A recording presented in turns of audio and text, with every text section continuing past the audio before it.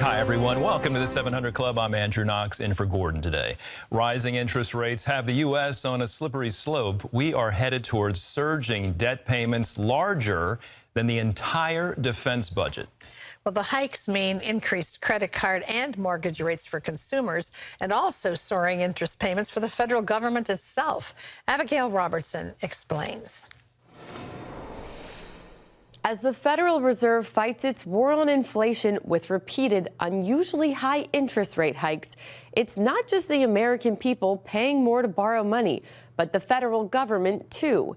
In fact, federal interest payments are on track to cost more than the defense budget. Everyone knows you can't run up your credit card forever. At some point, you have to pay those bills back. Economist Stephen Moore is among those sounding the alarm on Washington's reckless spending. If we don't get the spending under control, we're going to be looking at higher interest rates. That's going to hurt our housing market because mortgage rates will go up. It's going to hurt consumer finances and small businesses as they try to borrow. We've got to get out of this cycle of spend, print money, and then raise interest rates, or else we're going to be facing a very precarious future. The federal government is already $31 trillion in debt, and that figure keeps going up.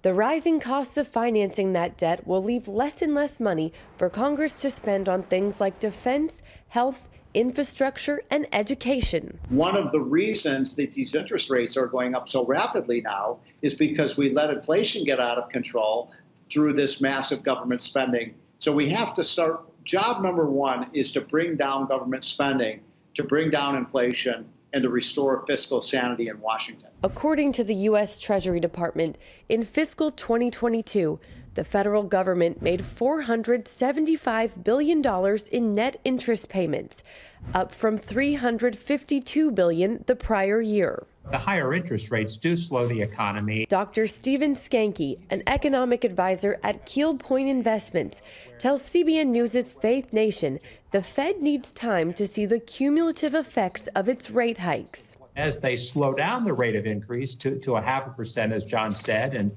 probably at the end of January or on February 1, maybe 0.25%, they're giving us time to see those changes actually start to take place. President Biden claims his budget and economic plans are working.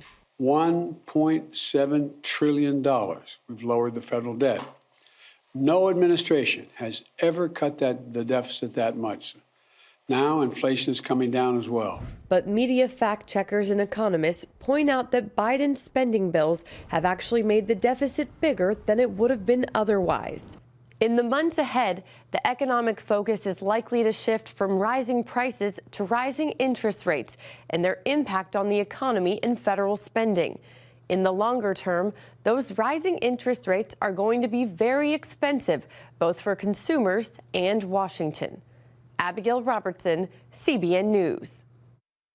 All right, Abigail, thanks so much. CBN News financial editor Drew Parkhill is here now to help make sense of all this. Drew, what happens if interest rates keep going up and Washington keeps spending more money, more of our money? Well, I can tell you, Andrew, interest rates are going to keep going up. Everybody always blames the Fed, but I want to show you a graphic because interest rates have a life cycle of their own. In 1940, at the end of the Depression, interest rates were 0%. Roughly, basically, short-term rates. By 1980, they had climbed up to the 18 to 20% range and longer rates. By 2020, 40 years later, they're back down to 0%.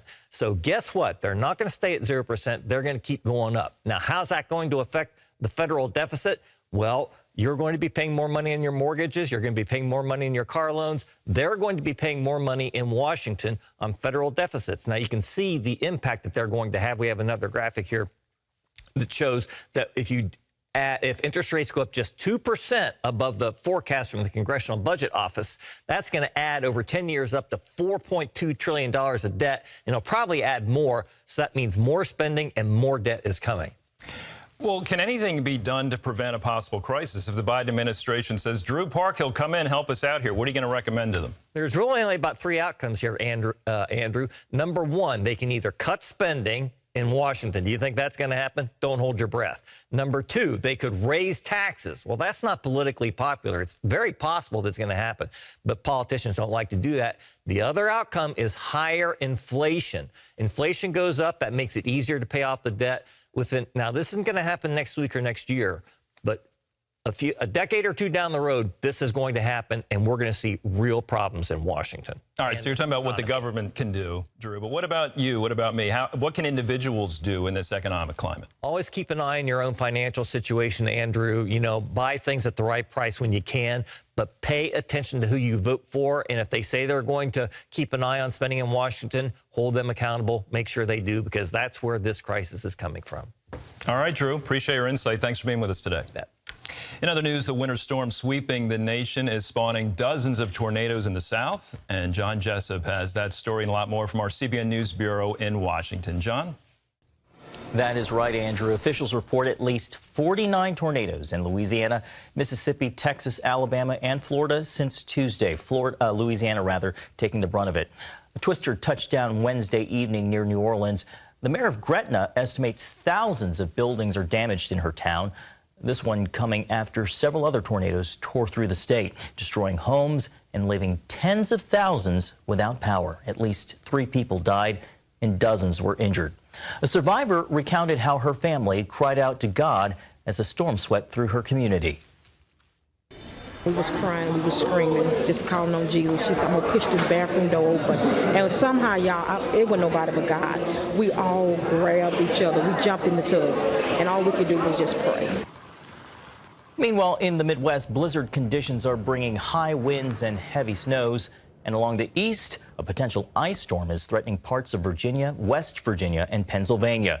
The I-95 corridor is expecting rain, snow, and ice before heavier snows move into the northeast tomorrow.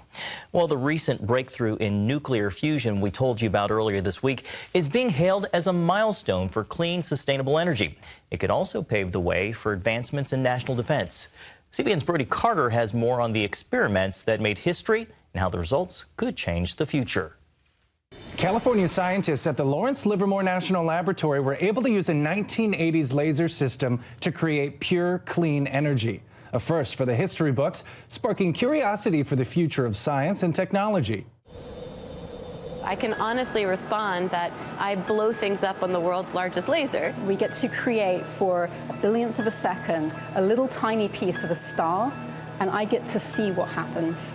And I can't fully express how thrilling that is. This is the National Ignition Facility, the world's largest and most energetic laser system used to study confinement nuclear fusion. During experiments, 192 high-energy lasers converge on a target about the size of a peppercorn, heating a capsule of deuterium and tritium to over 3 million degrees Celsius and briefly simulating the conditions of a star.